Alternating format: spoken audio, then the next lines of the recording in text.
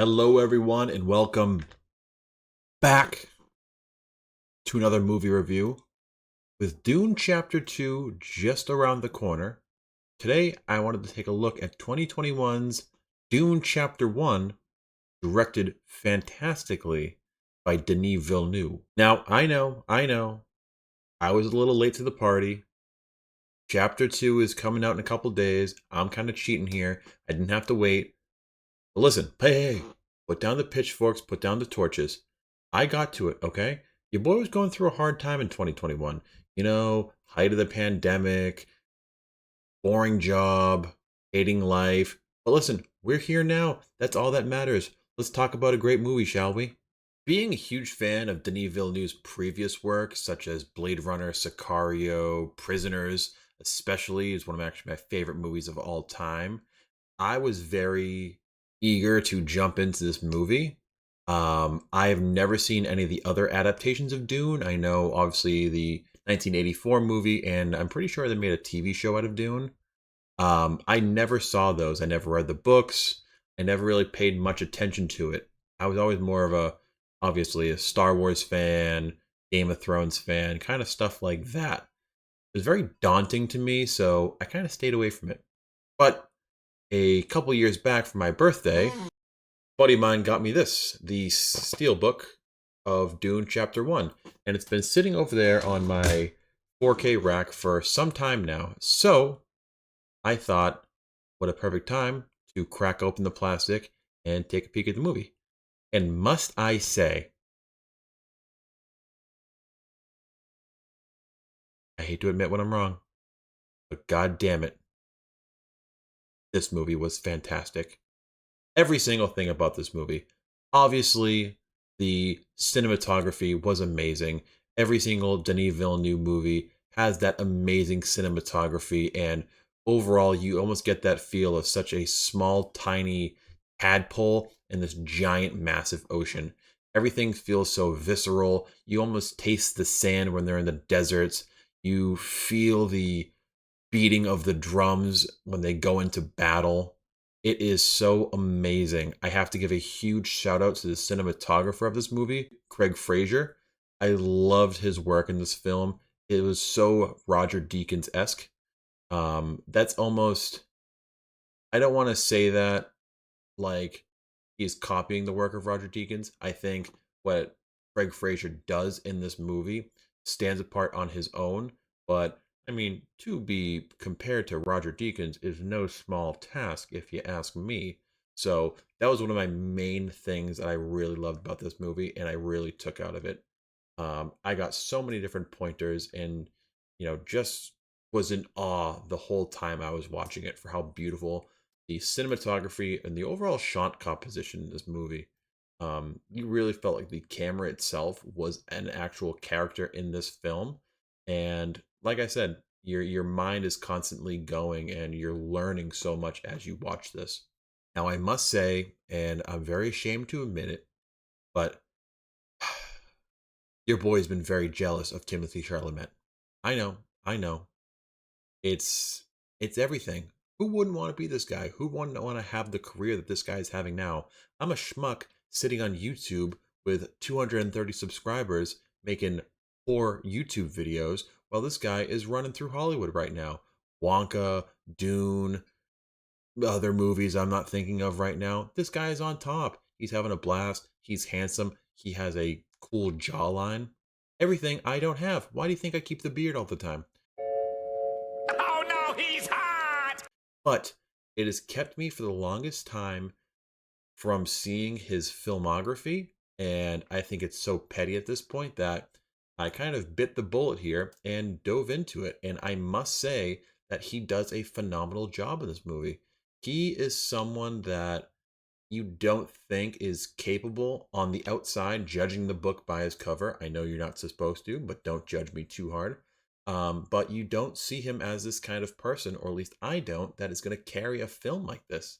I mean, he, in all aspects, is a very tall, sorry, let me rephrase that, is not a very tall, not a really kind of muscular person. Not saying you need that stuff to really be a successful lead, but Then I realized, look at someone like Luke Skywalker. Hell, Mark Hamill, I love him to death. He looks like a Ken doll in that first movie, but he owns it. And that's the same thing here. Timothy Chalamet's acting here is so amazing, and you are just gravitating towards him the whole movie. He knows when to have these dramatic beats. He knows when to take that action beat, and the choreography in this movie too is really awesome. And I feel like it's very understated, but a lot of his action pieces are just amazing. This movie really hinges on his performance doing well. If it doesn't, for the most part, it's going to fall flat. Yes, the visuals are going to carry you only so far, but for him to kind of fall flat and his character to fall flat, then what are you to watch? You know what I mean? So with him nailing it out of the park, it was so amazing to watch. Now I want to go back and see the rest of his movies. I don't know about Wonka though. Willy Wonka's always kind of creeped me out. Too much sugar. Some other standouts in this movie was I loved Oscar Isaacs. He played the father of Timothy Chalamet, and I actually got his name right for once. And you really see him almost like this, for lack of a better term, like a Ned Stark kind of character. This very noble, respected leader who is just trying to bring peace over anything. He's not someone that's gonna lead very vindictively. He is more about his people and making sure everyone has, a fair shake. Another performance that I really loved too was Rebecca Ferguson, who played the wife and the wife of Oscar Isaacs and the mother of Paul Timothy Chalamet's character. She is the emotional crutch throughout this whole movie. She goes through such a slew of emotions, and it's another thing too, like the character of Paul. If that fell flat, I feel like a lot of the movie would have fallen flat. Um, but she does such a great job as such a conflicted character that you really are admiring her work throughout this movie. I've loved her in the Mission Impossible movies, but I feel like she really shines here. A lot of the time, she takes that center stage, and I feel like she's able to kind of flex those acting chops. This movie is stacked, though, from head to toe with actors such as Josh Brolin, who's amazing in this movie. He plays such a badass like he does in every other movie. You have Javier Bardem, who's amazing. You have Jason Momoa, who plays this very kind of cunning and kind of dashing pilot. And then you have Zendaya, who I feel bad for Zendaya fans because going into this, you are led to believe that she's going to play this huge part in the movie, and she kind of doesn't. She's almost in flashbacks, and then you see her. Spoiler alert! I'm sorry, spoiler alert if you haven't seen the movie. You only see her for like the last kind of few minutes of the movie. And that kind of leads into one of the gripes I have with this movie. Although it is kind of clear that this is chapter one, you know it's setting up for a sequel. I feel like this movie just kind of abruptly ends. You look at a movie like Empire Strikes Back, that you know is the middle movie in a trilogy.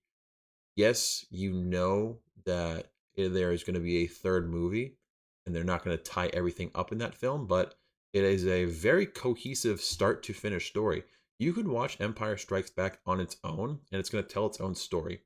This one here, you have to, which I guess is a good thing for the studio, see the second movie to be validated on what you just saw on the first one, which, yes, makes sense, but there is a certain way I feel like you should do that, not just abruptly ending the movie.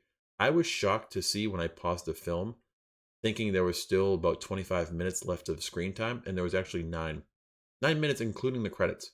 And then all of a sudden, the movie just ends. A lot of questions are left unanswered, and I feel like when the second film comes around, a lot of that more smaller, minor stuff is not going to be answered. It's kind of like you stop the marathon halfway then you go home and then you're just expected to pick that marathon up right where you left off.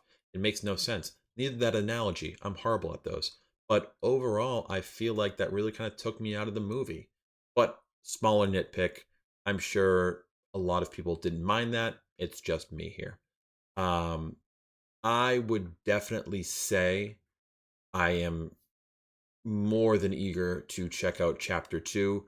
I mean, it comes out in theaters at the time of recording this week, so I will definitely be checking this out, as in chapter two. And I will take you guys along for the ride for sure. My overall grade for Dune Chapter 1 is going to be a 4 out of 5. Like I said, I had some small nitpicks, but they are very minuscule compared to the overall blockbuster badassery that was Dune Chapter 1. So, until I go see Dune Chapter 2, I'm going to end this video here. I hope you guys enjoyed. Let me know in the comments what you thought about Dune Chapter 1 and if you're excited to see Dune Chapter 2. I just want to talk to you guys. We could talk about anything, not only just about movies, we can talk about cats or sleeping dogs. Who remembers the game Sleeping Dogs? Anyways, I love you all. I will see you next time, and I would hello, let's try that again. And I would greatly appreciate it if you would maybe comment, like, subscribe, but that is up to you. Like I said, I love you all, and I will see you on chapter 2, baby. Let's go. Live from the theater reaction. Let's do it. I love you all.